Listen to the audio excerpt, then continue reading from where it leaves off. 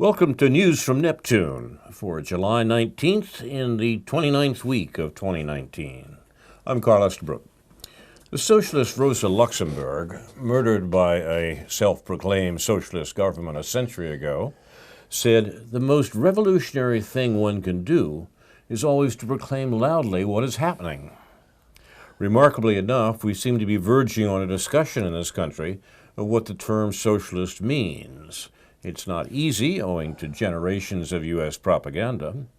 And Noam Chomsky, who inspires our program, says, terms like capitalism and socialism have been so evacuated of meaning that I don't like to use them. There's nothing remotely like capitalism, in Karl Marx's sense, in existence. To the extent there ever was, it disappeared in the 1920s. Every industrial society is one form or another of state capitalism today. That doesn't deny that state capitalist regimes that called themselves socialist made immense strides in the 20th century, notably in Russia and China.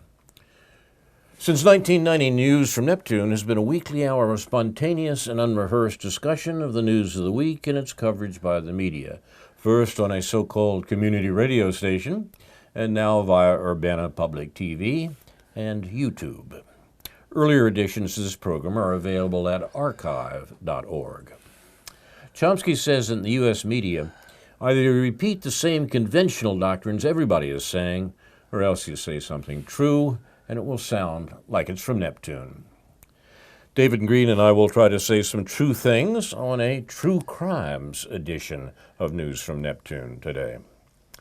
The U.S. political establishment hysterically insists that politics today is about sex and race, but that's a conscious attempt at distraction from war and the environment. The reason is not far to seek. The establishment's wealth comes from crimes of war and the environment, the military-industrial complex and pollution, much more than from crimes of race and sex.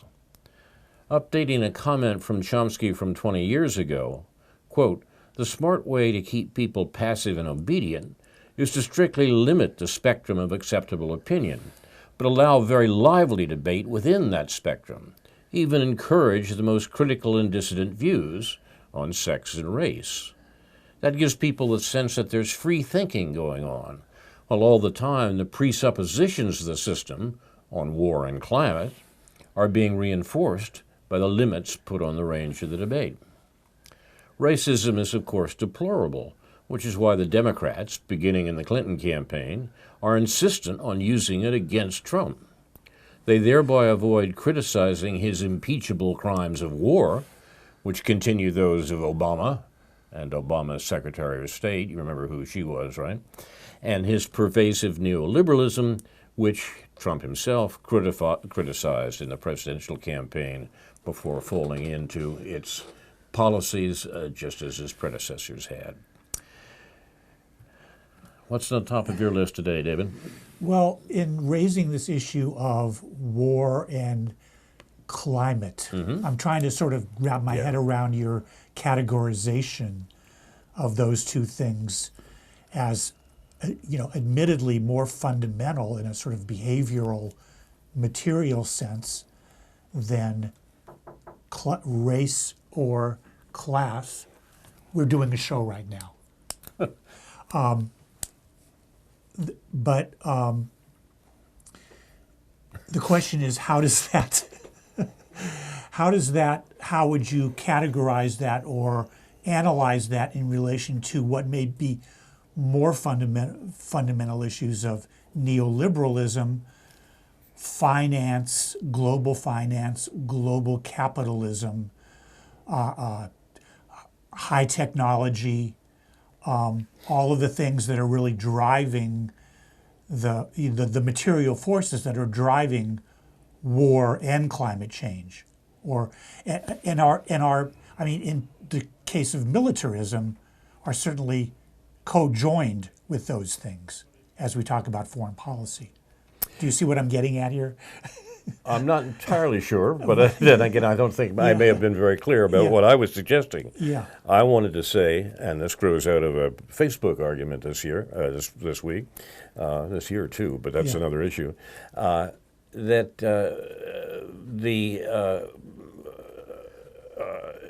liberal position, if you like, the position of the Democrats and allies in the run-up to the presidential election has been complicated by the fact that on the crucial issues facing the country, there's no difference between the Democratic Party and the Republican Party. There's no difference between Nancy Pelosi and Donald Trump.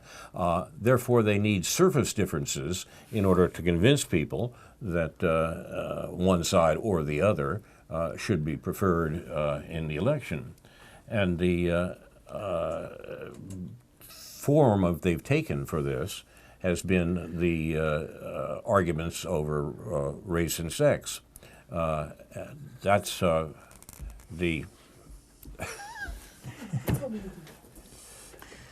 that's the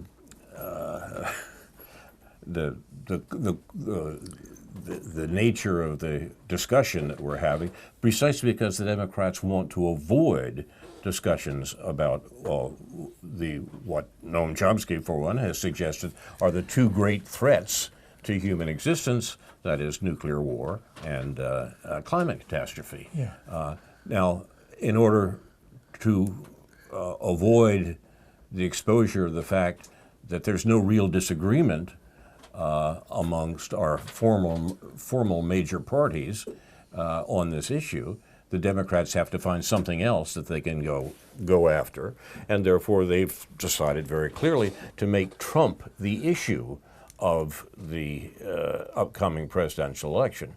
Trump is not the problem. American war-making is the problem, and the Democrats agree with the Republicans on that.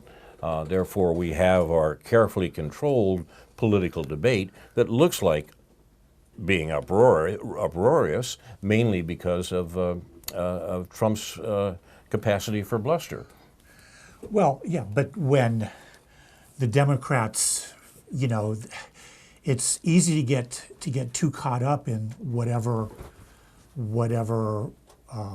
outrages have transpired in the last few days, whether it's the Jeffrey Epstein thing of last week or the squad thing of this week. But still, and I may be only supporting your point in the sense that Nancy Pelosi has as much a problem with the squad as Donald Trump does. Exactly right.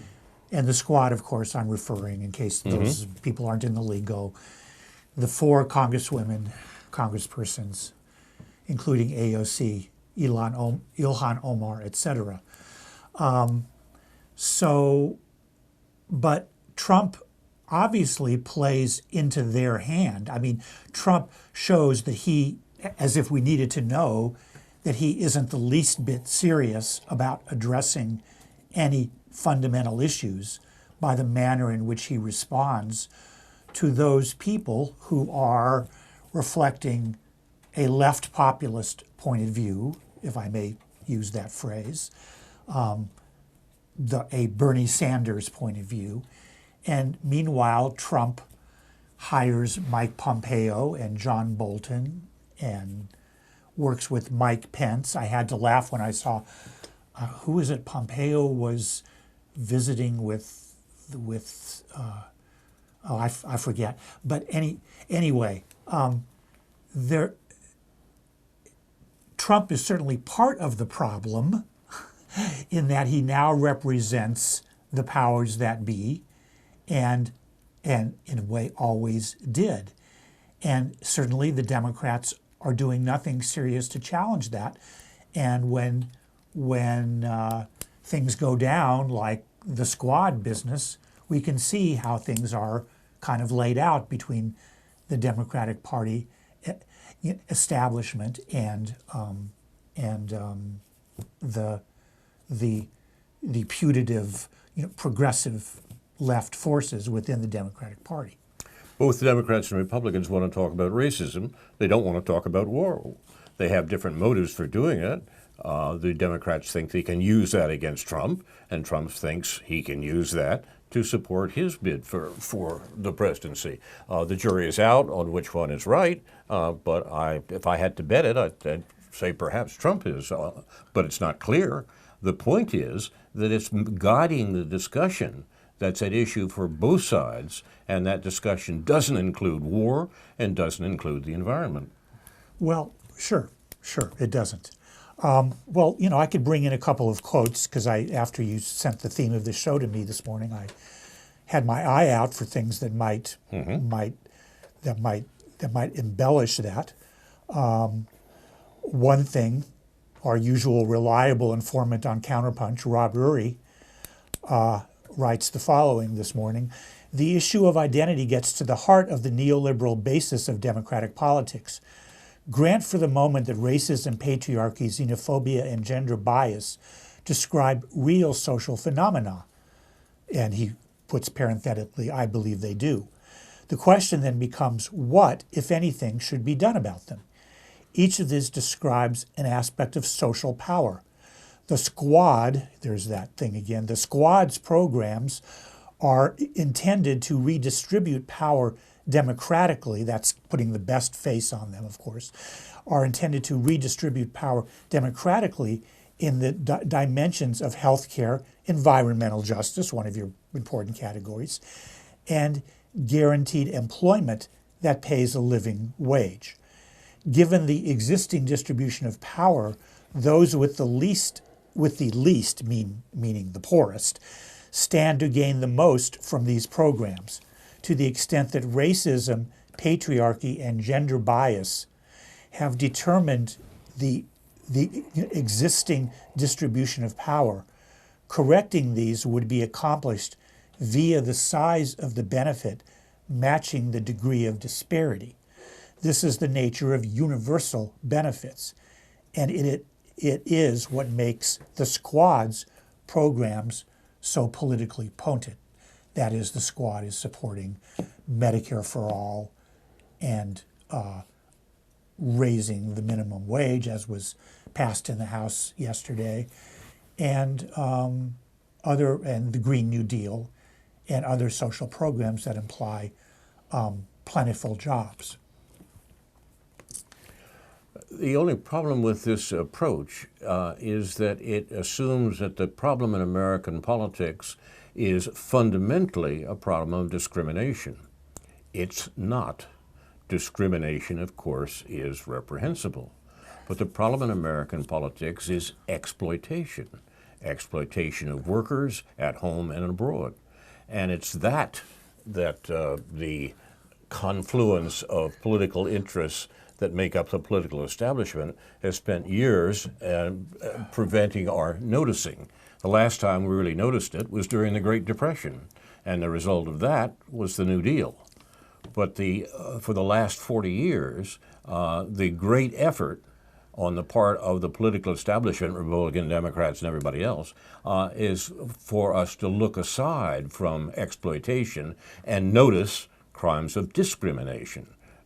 That's a counsel of despair, because the real problems in America, as I think you suggested a while before, rise from exploitation at home and abroad. Sure. I mean, and Rob Uri is certainly implying that in his comments. I'm not sure, but perhaps. No, I think he is. Okay. I mean, given what he writes, right. given what he, given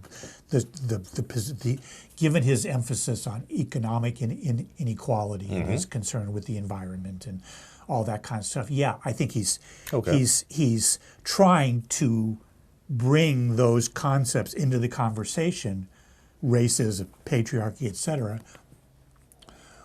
without dismissing them, but placing them into a context in which we can understand, as we've been discussing on this program for quite a while, especially in regarding the notion of race and class, regarding the debate about universal benefits versus, for instance, reparations for persons of African American background. There are many cross currents in this race and class thing, but It's a serious debate because, in my view, too many people are conceding far too much to the notion that, especially as it's often put, racism has a life of its own.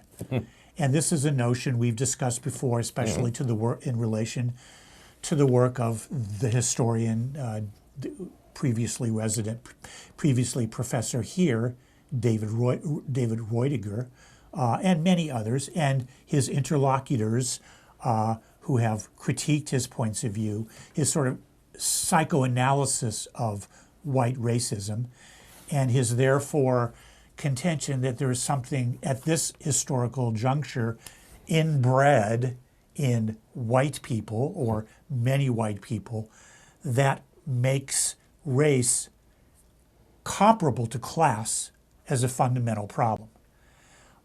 This line of thinking, as I've been talking about it on these programs and continuing to research in various ways, is also put forth in the context of a book by the late Cedric Robinson called Black Marxism, which has been also critiqued, and I think ably so, by Adolph Reed and others, who again argue that, as I've been saying for the last few weeks on this show, that we can't really look, while the notion of black power in the 1960s certainly generated important perspectives, including regarding social class, especially in relation to the Black Panther Party.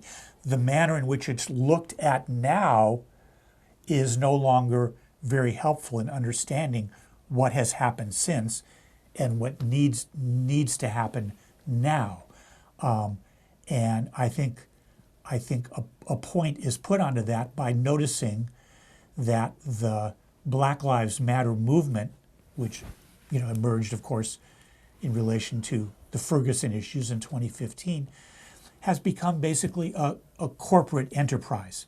It's become a foundation-funded enterprise, just like so many of the other liberal foundation-funded enterprises, the Ford Foundation, the Rockefeller Foundation, what have you. That means that's where potentially perhaps radical ideas become liberal and go to die within the capitalist system. If we wanted to get the current situation even more complex, we might notice this peculiar conjunction of Soros and Koch in the, what do they call it, the Quincy Foundation, I think? Yeah, that's kind of, I haven't quite come across that specifically, yeah. These things are up for grabs, and there is a great need for clarity on these matters, and we should understand the political establishment has as one of its principal enemies clarity. That is, it wants to make sure there is any clarity around there. And so sorting these things out takes some time and effort. You're watching News from Neptune. We have a number of things on our list today. Today is the anniversary in 1848 of the first women's rights and feminist convention held in the United States in Seneca Falls, New York. The Seneca Falls Convention advertised itself as, quote, a convention to discuss the social, civil, and religious condition and rights of women, close quote. This is 1848, remember, half a generation before the Civil War. Held in the Wesleyan Chapel of the town of Seneca Falls, New York, it attracted widespread attention and was soon followed by other women's rights conventions, including the Rochester Women's Rights Convention in Rochester, New York, 2 weeks later. In 1850, the first in a series of annual national women's rights conventions met in Worcester, Mass. Female Quakers local to the area organized the meeting along with Elizabeth Cady Stanton, who was not a Quaker. Without known exception, the early feminists condemned abortion in no uncertain terms. In the radical feminist newspaper The Revolution, the founder, Susan B. Anthony, and the co-editor, Elizabeth Cady Stanton, refused to publish advertisements for what they called feticides and infanticides. Stanton, who in 1848 organized the first women's conference in Seneca Falls, classified abortion as a form of infanticide, and referred to, quote, the murder of children either before or after birth, and said, we believe the cause of all these abuses lie in the degradation of women, close quote. Early feminists argued that women who had abortions were responsible for their actions, but that they resorted to abortion primarily because, within families and throughout society, they lacked autonomy, financial resources, and emotional support. I mentioned this anniversary in part because I have a letter to the editor on the subject in this morning's News Gazette, and the conversation should go on. I'm not sure that it does. Another issue that I wanted to mention in relation to just our discussions of race and class and sex and gender is a critique by a fellow named David Underhill, who had an article in Counterpunch this morning called The Inequality of Equal Pay. And it was in response to the exploits of the U.S. women's soccer team and the debate after that, or the issue after that was raised regarding equal pay, or what is known as equal pay for equal work. He refers to apparently a statement that was made by the star of the U.S. team, or one of the stars, Megan Rapinoe, who apparently, gathered a bunch of people around, or made in one of her statements, thanking the great efforts of all of the people that supported the team, the trainers and everyone else who's involved in that. And Underhill, and in the context of the debate about equal pay, Underhill writes, but why should only the stars get celestial rewards? They couldn't be stars without the helpers Rapinoe listed. The traditional answer has been that everybody should get equal pay for equal work, as political party platforms have often said in appealing to women voters. Do professionals with salaries boosted by university degrees really work more than janitors who clean their offices? Do money shufflers snagging millions per year really work more than farm laborers gathering their food? Put the shufflers out in the fields and they will wilt faster than the crops they're picking.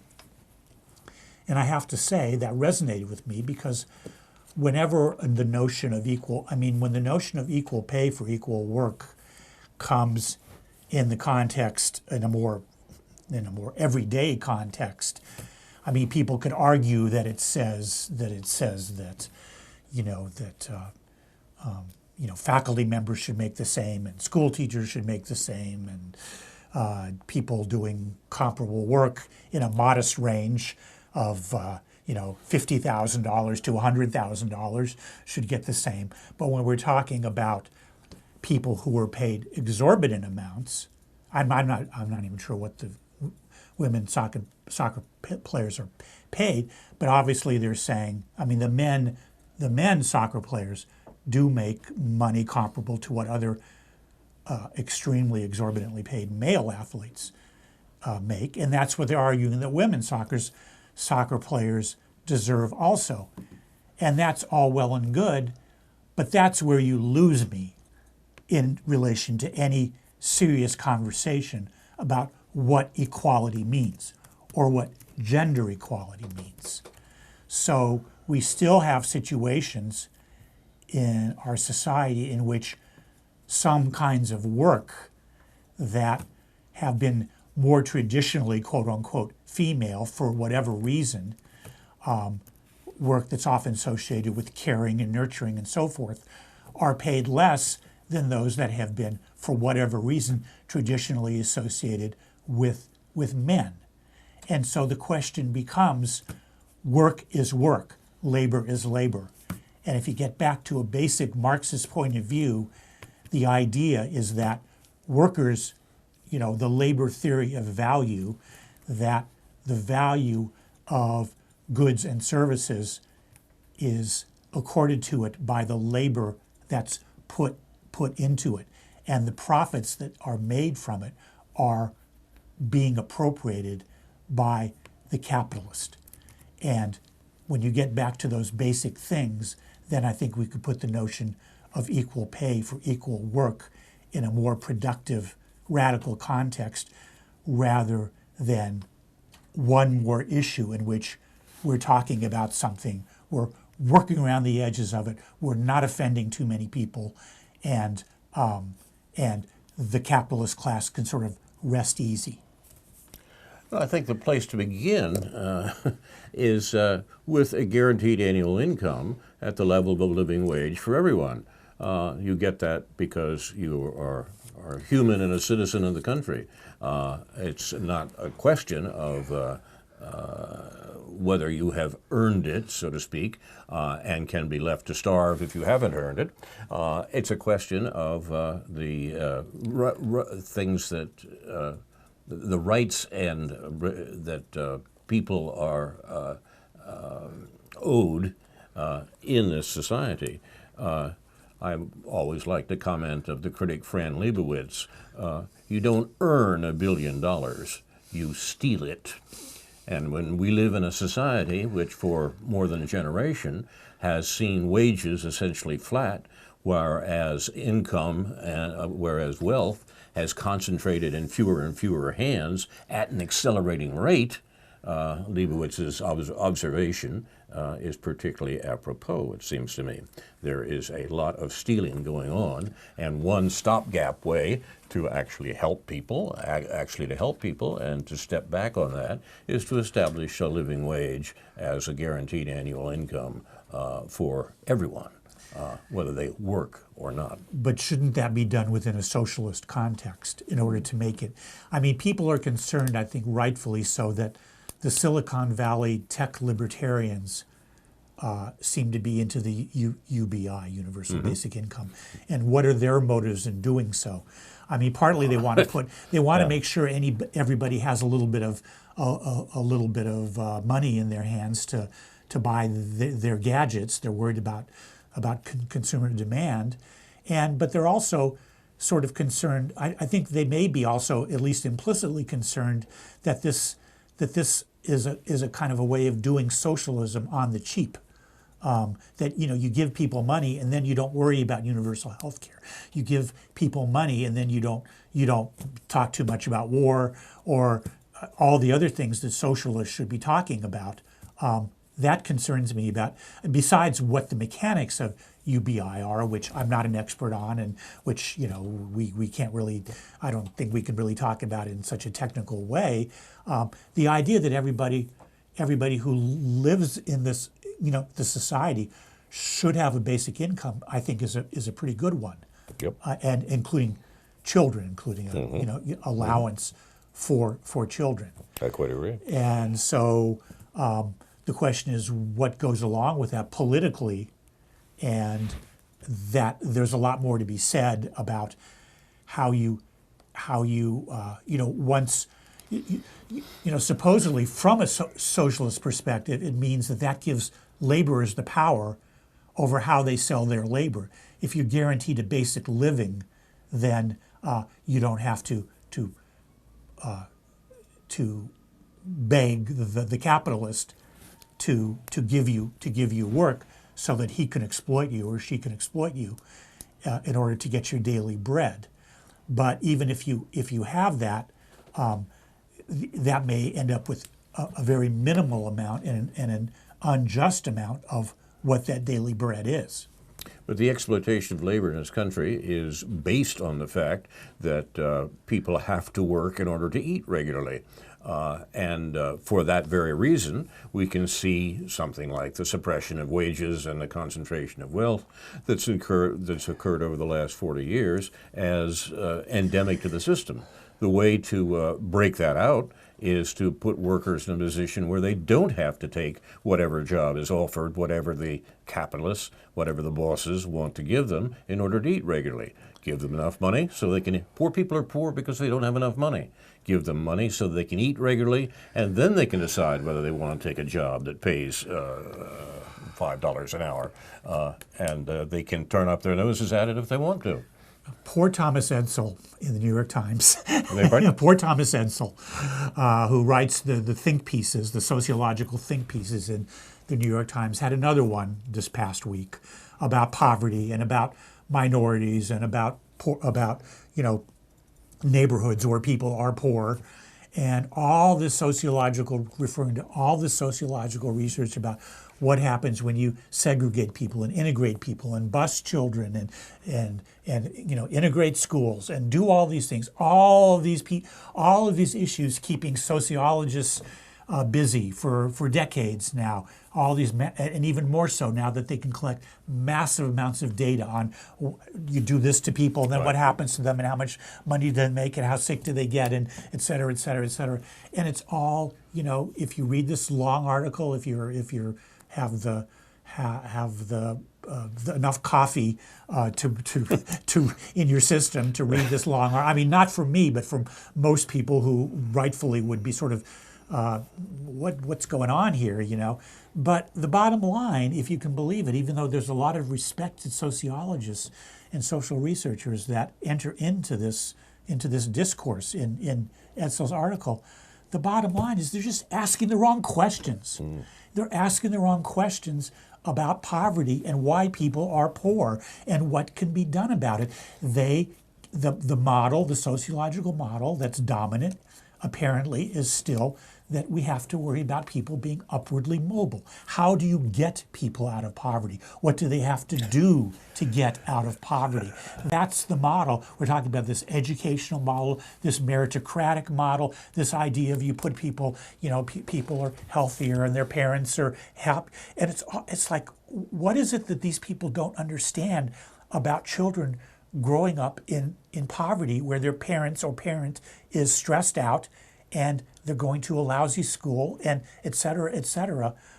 What is it that they don't understand how structural that is and what needs to be done about it? What is it, pardon me for going on here for a minute, but what is it that they don't understand about the fact that the bottom 50% hasn't had a raise in 50 years and therefore they're poor? And there's nothing that's going to be done about that unless you change the whole structure, because you don't. The answer to that isn't to make other people poor while you're supposedly making those people a little better off. The question is, why are 50% of the people at least so struggling to meet daily needs in our rich society? And the answer is, give them money. That's what they need. And it seems to me that our careful avoidance of questions like that is the part of the genius of American capitalism. Don't pay no attention to the little man behind the curtain, the one who's actually pulling the chains on and running the economy that has all these poor people in it.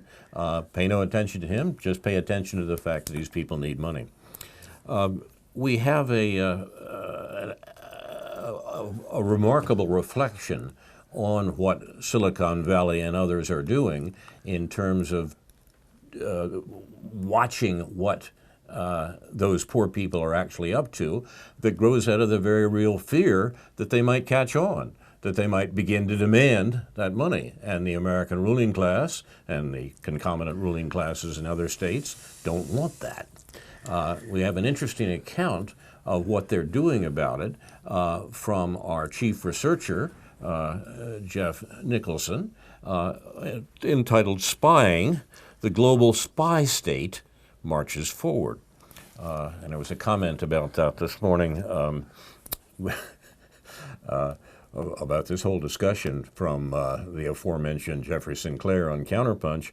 He says, with Beto O'Rourke running on his own fumes, we badly needed another comic figure to enliven the Democratic debates. Enter billionaire Tom Steyer, here offering his deepest thoughts on the nature of inequality. Quote, Karl Marx failed to consider software. close quote. I read that, yeah. Hey, you can't make this stuff up. I mean, you gotta let these guys make it up. But the situation of what the software is being used for is what our chief researcher draws our attention to today. He begins with the observation that fast food restaurants will soon profile their drive-through customers via their license plates. He says, do you ever wonder how databases like that are built and maintained? This is one method. Organizations collect it, use it for unforeseeable purposes, and then sometimes release the information, whether on purpose or by accident. It hardly matters to those described in the data if the data is released on purpose or not. What matters is when sensitive data gets out. Quote, it's an idea that has some people concerned about privacy issues, says San Diego State University business ethics professor Wendy Patrick. Interesting job. Quote, people are often very private when it comes... Military intelligence. Exactly. Or military music or whatever. But, yes, people are often very private when it comes to their dining habits. They don't necessarily want all their friends and colleagues to know that they're getting a Big Mac and a milkshake at the noon hour, close quote. This is not necessarily anti-FOB people who have other uses for those milkshakes. Yeah. We're talking now, indeed, about surveying what people are eating, whether they want to be surveyed or not. This is true in a clear illustration that people are comfortable with some people knowing this information, credit card personnel, fast food restaurant personnel, and anyone within eyesight of the purchase, but they're not interested in creating a permanent public record of this or having these choices affect their lives when it comes to other people's judgments on getting health insurance, life insurance, a job, making friends, and so on.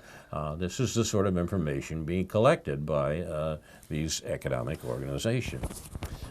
Jeff writes, this is an interesting point that I think a lot of consumers and news organizations get wrong. The main focus today is incomplete. Reports today will highlight how collected information can be used to build a profile on a customer, or to advertise to someone. But the real answer to the question, how will this information be used, is nobody knows. Part of the reason nobody knows, not even the firm collecting the data, can tell you everything they'll do with that data in the foreseeable future. They may do multiple things with it at the same time, too many things to list out fully. May track where people go nearby. They could aim their cameras just outside their own property and scan who passes by. They can predict where you'll travel given previous trips. They can anticipate your next order based on your previous order. Quote, would you like another chicken sandwich and curly fries like you ordered last week in Tulsa, Oklahoma at 1:10 a.m., visibly crying after visiting Joe's Bar? Close quote. That example, I think our researcher has outdone himself about the use of data. There could also be things firms don't want you to admit they'll do with this data, such as sell or give copies of data to others without your knowledge or consent, as this helps the firm make money and establish friendly relations with other firms. Google has been known to give data to the U.S. government to maintain good relations. An understatement, eh? Another part of this reason nobody knows where the data will go. If the data gets out, there's no telling what the data will be used for or to be used by. If the firm changes hands, organization X buys out organization Y, the new organization's policies go into effect, and we don't know if they will be ethical.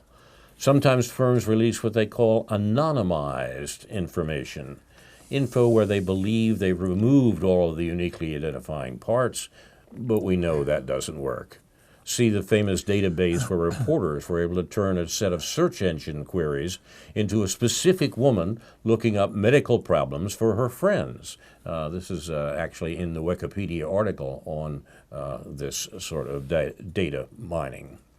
So given what we do know about how data sharing works, that IT organizations do leak and publish data, the only way to prevent data describing you from being part of these databases is not to do business with these organizations in the first place, and this is easier said than done, but currently the only defense we have.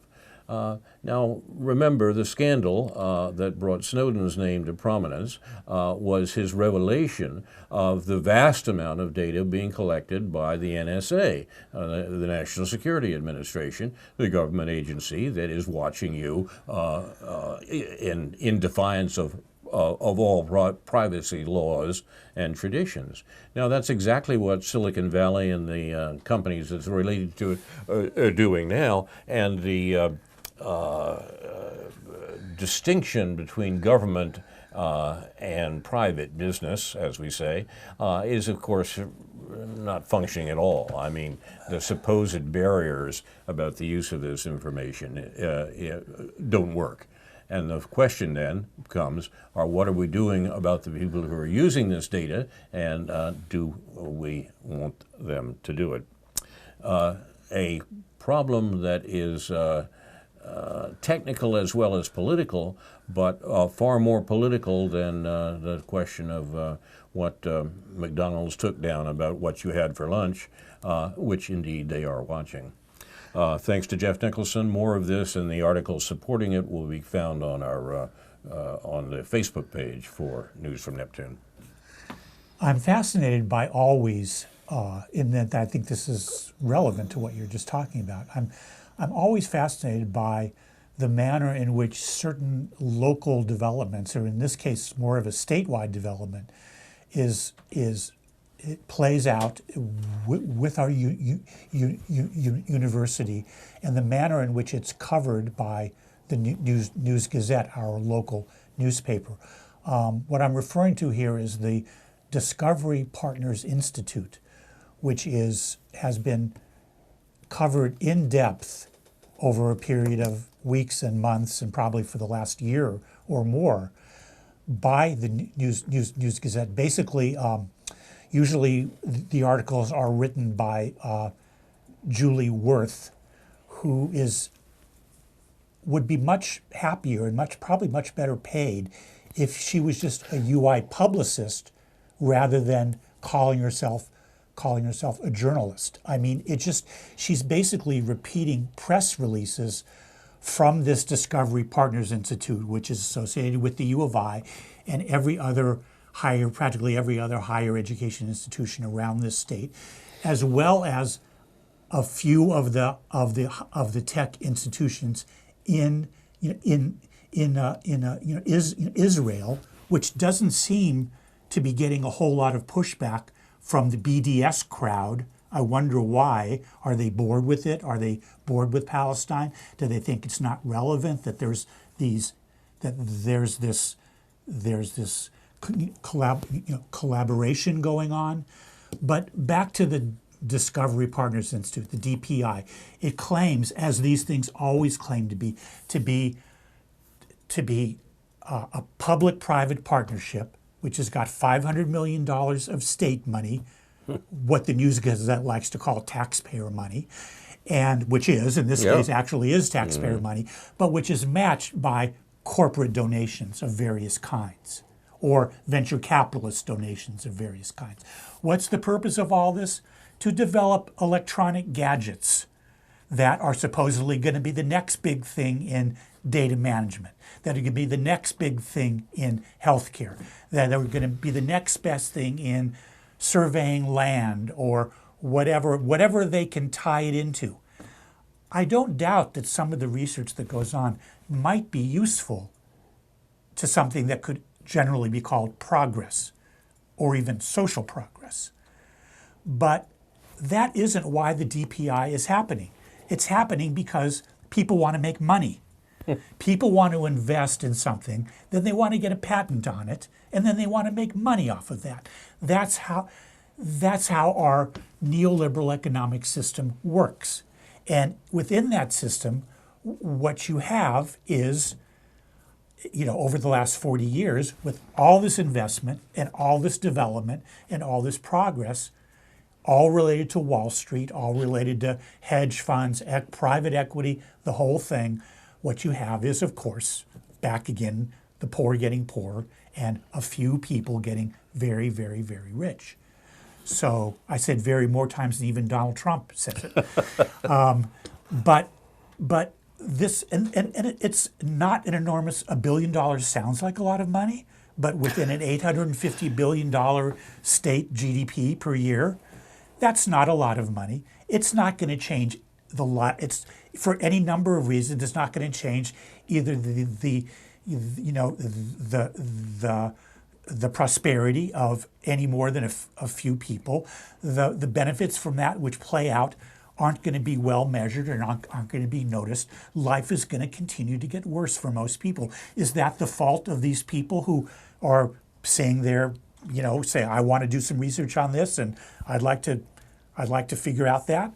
Is that their fault? No. But don't present it as the next big thing. Don't present it as it's implied as some kind of game-changing thing, whether it's for our state or for Champaign or for this university. Don't present it as this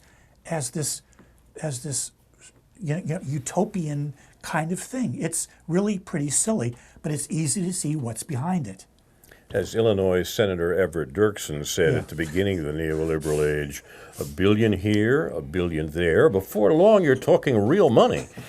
Well, we're talking real money here. Well, it's real money, but the News Gazette published an article criticizing the $45 billion, not $1 billion capital plan, which just fixes roads and bridges and buildings, and there's some local political favor. It's like they spread it around the state. That's the way politics is, and it's supposed to be seen as some kind of just politically driven thing, and we can't afford it anyway because the state is broke.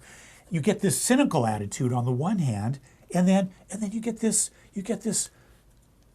enthusiastic attitude about something that's just more of the same, and it doesn't in terms of what is going on in Silicon Valley, it doesn't even amount to all that much.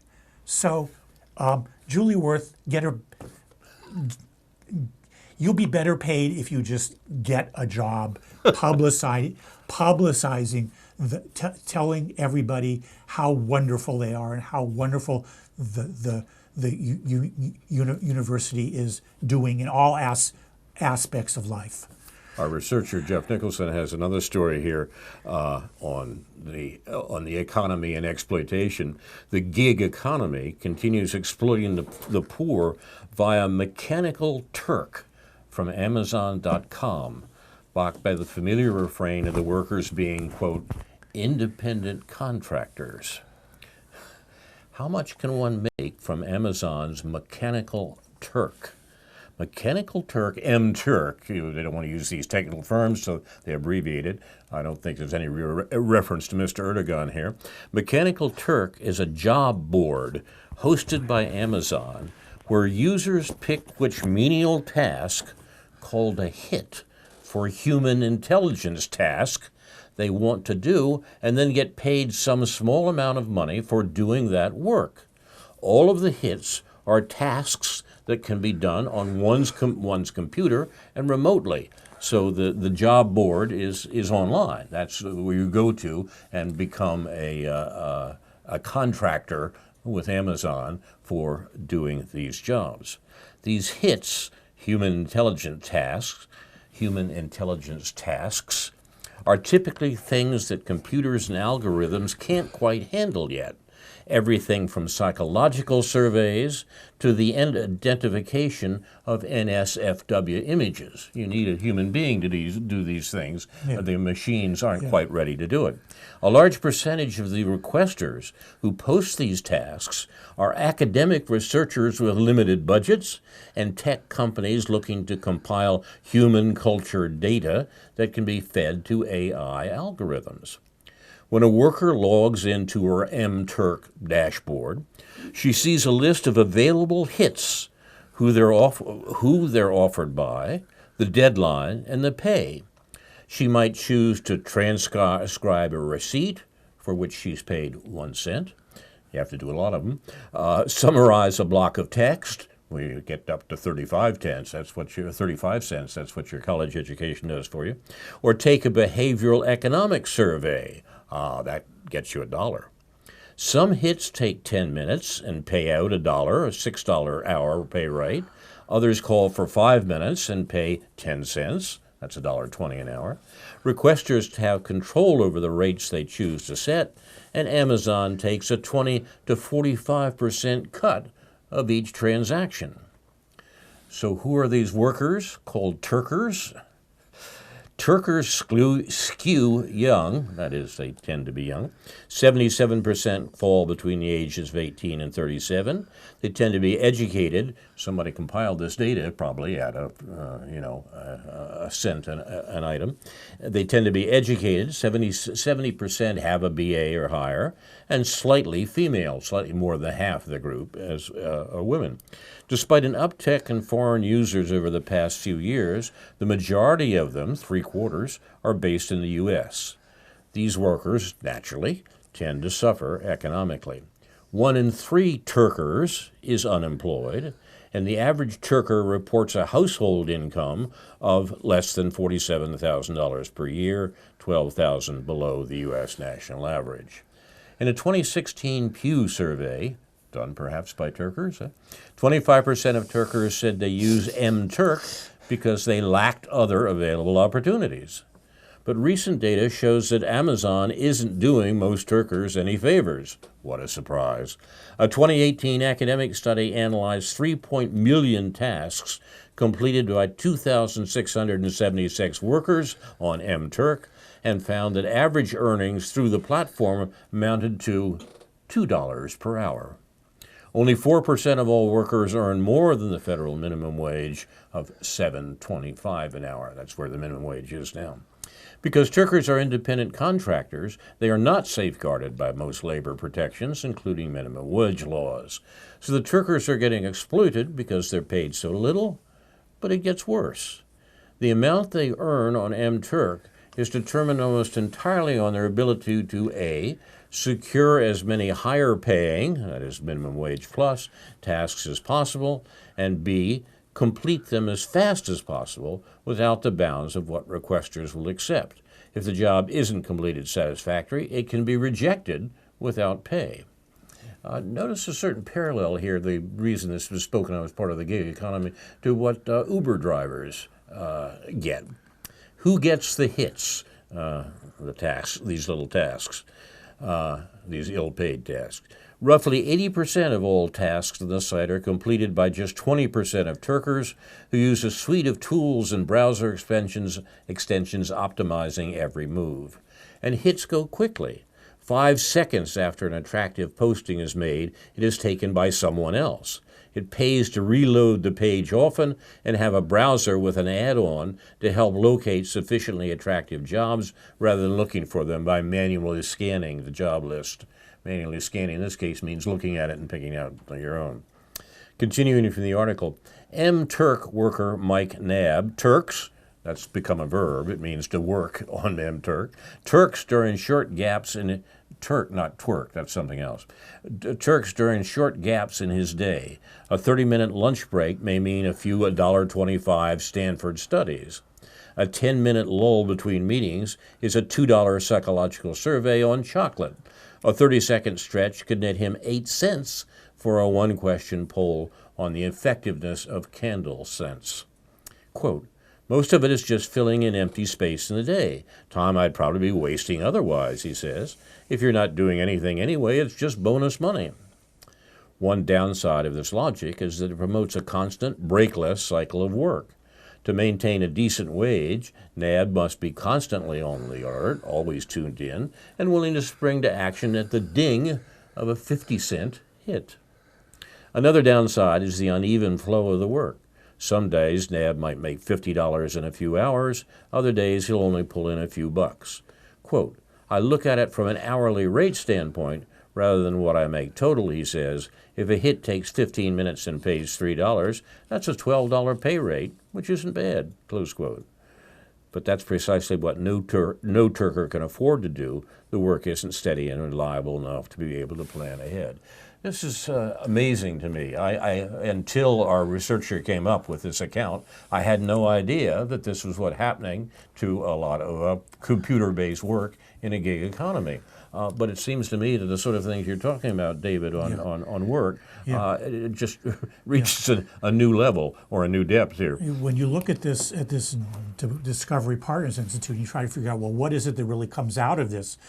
I mean, and I went on their website, and it's a publicity-oriented website, and you can't really learn a whole lot about this except how wonderful they all think they are, and what wonderful work they are doing or going to do, and so it's not to be believed, and it's very superficial. But one of the aspects, of course, that's going to be worked on is big data, what's generally called big data. So when you talk about big data, you're talking about how to keep an eye on people, how Google figures out what we're up to, and how to get us to buy stuff and everything else. And the other part of it, of course, that is sort of implied, is that it's the Internet of Things, and one of the aspects of the Internet of Things, if I'm correct, is drones. And one of the aspects of drones is war, although they can be used for other nefarious purposes also. So it would be good to ask, even at the small level, that the DPI wants to assume that everything they come up with and everything that somebody makes money off of is socially to the good, that ought to be questioned. So just one blurb I think we have time for me to read here. We've got like four minutes left. Yes, go ahead. 5 minutes? Okay. I just wanted to read this blurb from an article that I've been wanting to read for a couple weeks, and it just speaks for itself, just to sort of reference this in case anybody wants to look up this article. Violent death rates in the U.S. compared to those of other high-income countries, a 2015 article from the journal, from the academically respected journal Preventive Medicine. It has two authors, and I think it lays out data in 8 pages in which anybody could understand, anybody who's sort of basically mathematically literate could understand. The homicide rate in the U.S. was 7.5 times higher than the homicide rate in the other high-income countries combined, about 30 other countries, which was largely attributable to the firearm homicide rate that was 24.9, almost 25 times higher. The overall firearm death rate was 11.4 times higher in the U.S.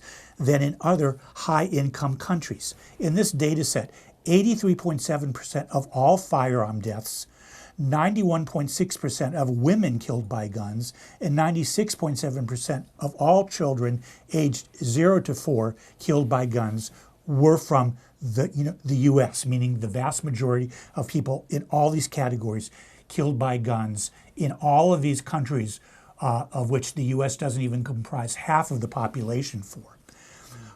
Firearm homicide rates were 36 times higher in high-gun U.S. states and 13.5 times higher in low-gun U.S. states than the firearm homicide rate in the other high-income countries combined. The firearm homicide rate among the U.S. white population was 12 times higher than the firearm homicide rate in other high-income countries. The U.S. firearm death rate increased between 2003 and 2015 and decreased in other high-income countries. The U.S. continues to be an outlier among the high-income countries with respect to firearm deaths. So if you look this up, you'll find the 2015, you'll find articles on 2015 data and an earlier article, companion article, in a different journal on the 2010 data by these same two authors. You've been watching News from Neptune for the 29th week of 2019, a True Crimes edition. News from Neptune is presented by Carl Estabrook, David Green, and J.B. Nicholson. It's produced and directed by Jason Liggett and Andrew Scollery. See the research notes on the Facebook page for News from Neptune from J.B. Nicholson. Inshallah, we'll be back next week with a new edition of News from Neptune to remind you, in the words of Edward de Vere in The Tempest, what's past is prologue, what to come in yours and my discharge. In the meantime, confusion to our enemies and a good night to you.